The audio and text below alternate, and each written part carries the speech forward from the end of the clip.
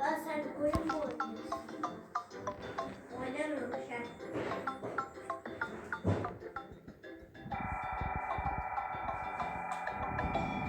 Aklımdan geliyor ses. He? Baba neresi senden geliyor? Ondan gelmiyor ki. Ondan geliyor. Ellerim onu kovalıyor.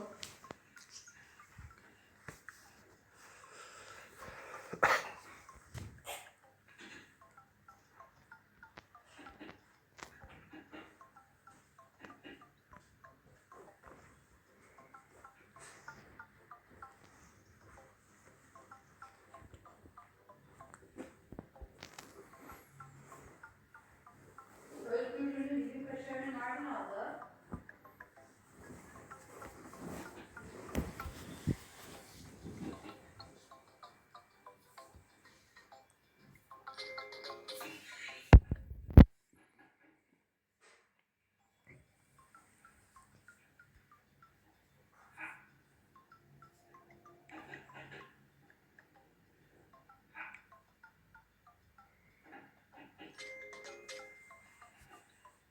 Cái nhạc nó chỉ là những cơn loạn khỉ chứ không phải phu